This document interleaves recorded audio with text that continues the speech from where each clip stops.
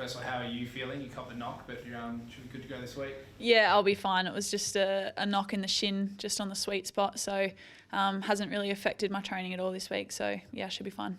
Obviously, that was a physical pain, but there was a bit of pain on the scoreboard as well. How's the side kind of recovered from that? Yeah, I think we sort of had a couple of days off after the game, but the girls decided that they wanted to get around each other. So I think it was the best thing for the group just to get back together on Monday morning and head to the beach, do our recovery, and come in here and do some extras.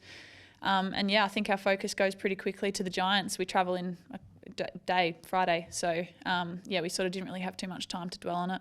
Has it been a little deflating? Obviously, you won the season opener for the first time, and then you've had two maybe more disappointing performances on the back of that.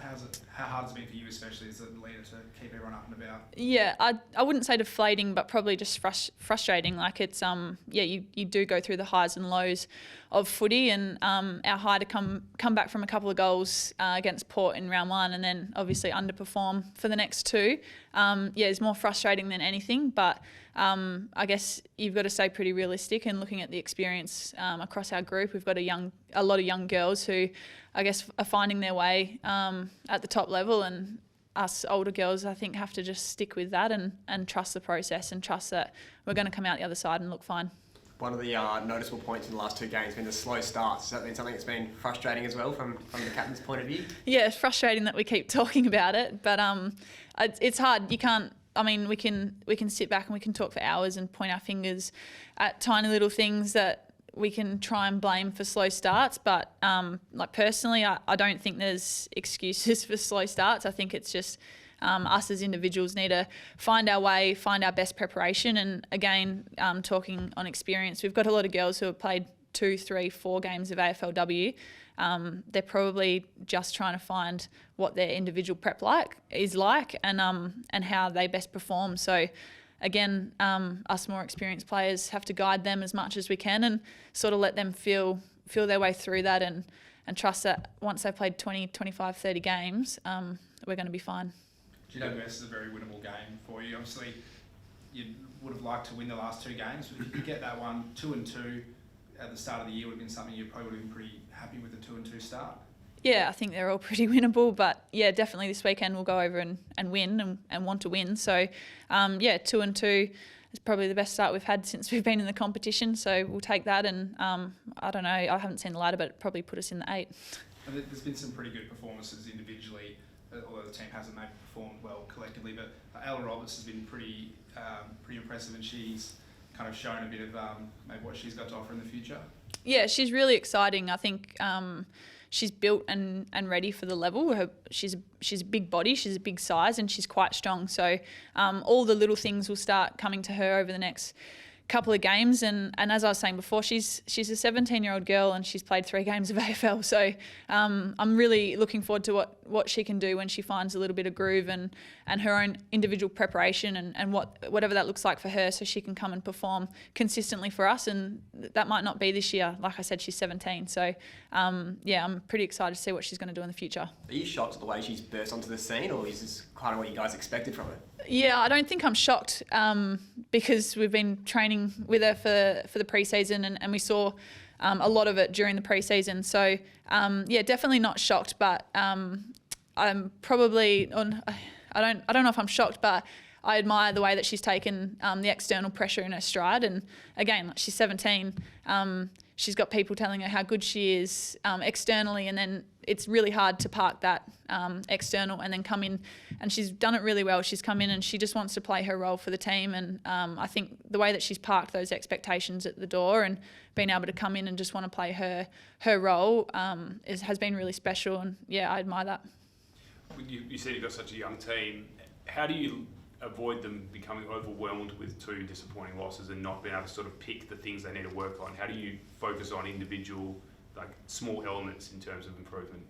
Yeah, we're pretty lucky. We've got so many coaches around and so many staff who are around.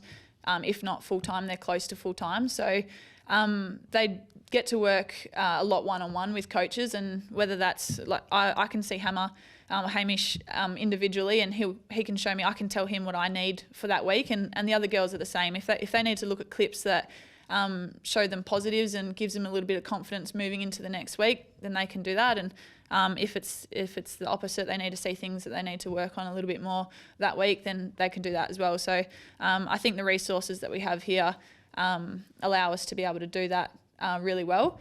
And I guess push forward our focus. And what's your message to the playing group as the captain when you've had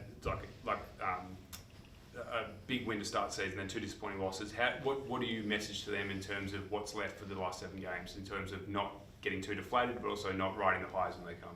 Yeah, I think the girls are probably sick of me. I just harp on about the process and that we have to trust the process, trust the coaching staff, trust the S&C staff, and do what we need to do each week. And I harp on about preparation all week and get to game day and I'm still talking about preparation and process. So I try not to look or talk about the next rounds in front of us and just, what are we doing today to make us a better team tomorrow, and how are we doing that, whether it's on the training track, in the gym, it's our recovery, or if it's just getting around each other, learning something, or sometimes it's not anything to do with footy, sometimes it's actually the complete opposite. So, I just harp on about the process, I think. Do you feel like you've taken a big step as a team forward this year? Obviously you won the first game, which has never happened before. But do you feel like you have taken a step as a group? Yeah, absolutely. Hand on heart, I do believe we are taking huge steps in the right direction. And I guess I've got a really big perspective and really realistic at where our group's at and the age of the girls. And maybe it's because I know them personally. I'm not surprised or I'm not panicking or I'm not worried about where we're going. I genuinely think we're going in the right direction and I have full trust in the program that we've put together and the coaching staff and the list we have. And 3 weeks into the season, how have you found the new formation of the 18-team format? Has it been difficult to kind of realise this whole 18 teams, or has it been quite easy to transition into this new season, this new league? Yeah, to be honest, I don't watch a lot of footy, a lot of women's footy, so it's hard to. I don't really notice it, to be honest. I know that we play 10 scheduled rounds and we don't play everyone once, and I don't think we've ever played Carlton. So I know those little niche things, but I haven't really noticed it, to be honest. Some of the girls look at the results and try and do they beat them, but they didn't beat them, but they beat them, and sort of look at it that way. But it's quite hard to put a finger on when you're not playing everyone once, and there's certain teams travel once in 10 weeks and others travel 5 or 6 times. So I haven't really noticed.